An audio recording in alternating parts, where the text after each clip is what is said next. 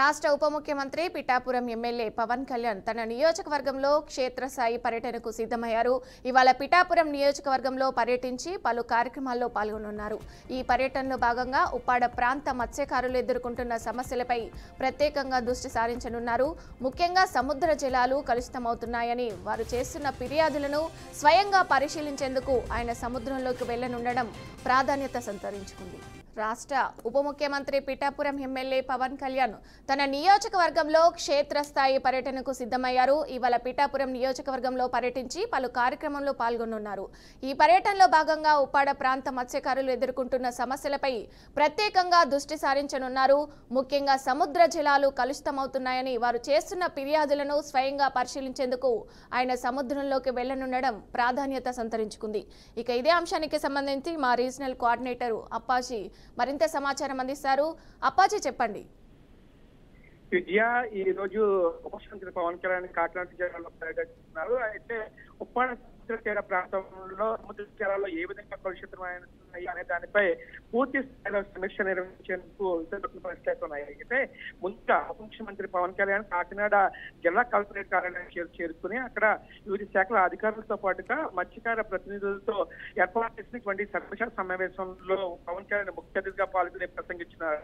అయితే సమీక్ష ఈ మత్స్యకారులు ఏ విధంగా ఇక్కడ ఇబ్బందులు ఎదుర్కొంటున్నారు, సముద్ర జలాలు ఏ విధంగా కలుషితమవుతున్నాయనే దానిపై వివిధ మత్స్యకారులతో పాటుగా వివిధ శాఖ అధికారులు చెప్పేటువంటి విన్నపాలను కూడా అధ్యయనం చేసి పూర్తి స్థాయిలో మత్స్యకార సమస్యలు పరిష్కరించేందుకు ఒక కమిటీని కూడా ఏర్పాటు చేయాల్సిన పరిస్థితి ఉంది. అంటే అక్కడ నుంచి ఉప ముఖ్యమంత్రి పవన్ కళ్యాణ్ ఉప్పాడ సముద్ర వద్దకు చేరుకుని అయితే వివిధ పరిశ్రమలతో పాటుగా భారత కంపెనీల వల్ల సముద్ర జలాలు ఏ విధంగా కలుషితమవుతాయనే దానిపై కూడా పూర్తి స్థాయిలో సముద్రంలోకి వెళ్లి అక్కడ పూర్తి స్థాయిలో అధ్యయనం చేస్తున్న పరిస్థితి ఉంది. అక్కడ ఈ అధ్యయనం చేసిన తర్వాత ఈ సముద్ర జలాలను ఏ విధంగా కట్టాలి, దీంతో పాటుగా మత్స్య సంపదను ఏ విధంగా అభివృద్ధి చేయాలనే దానిపై కూడా అధికారులతో కూడా సమీక్ష నిర్వహించుతున్నారు. దీంతో పాటుగా ఇక్కడ మత్స్యకారుల అభివృద్ధికి ఏ విధమైన నిర్ణయాలు తీసుకోవాలనే అధికారులతో కూడా చర్చించే పరిస్థితి ఉంది.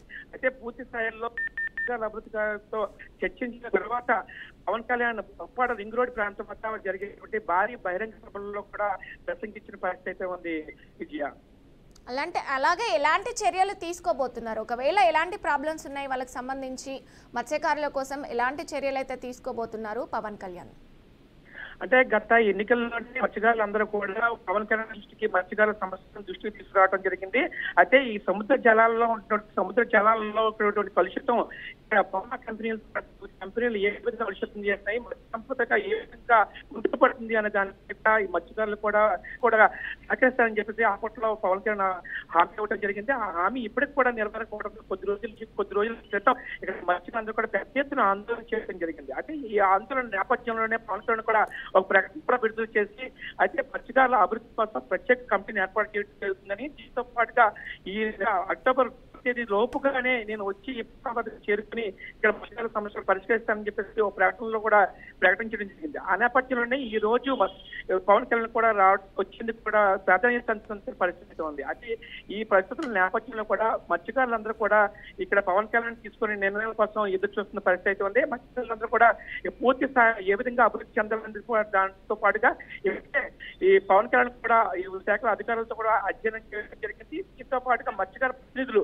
వారి సమస్యలను ఏ విధంగా వినియోగించుకున్నారు, వారి సమస్యలతో పరిష్కరించేందుకు ఏ విధంగా చర్యలు చేపట్టాలనే దానిపై కూడా పూర్తి స్థాయిలో అధ్యయనం చేసి మత్స్యకారుల అభివృద్ధి కోసం చేస్తున్నట్టుగా జనసేన పార్టీ వర్గాలు కూడా చెప్తున్న పరిస్థితి ఉంది. అయితే ఇప్పటికే జనసేన పార్టీ రాజకీయ వ్యవహారాలు ఇంకించినటువంటి హరిప్రసాద్ కూడా ఈ ప్రాంతం వద్ద ఇరుక్కుని ఇక్కడ ఈ రోజు జరిగినటువంటి భారీ బహిరంగ సభకి ఏ విధంగా ఏర్పాట్లు చేయాలని దానిపై అధ్యయనం చేయడం జరిగింది.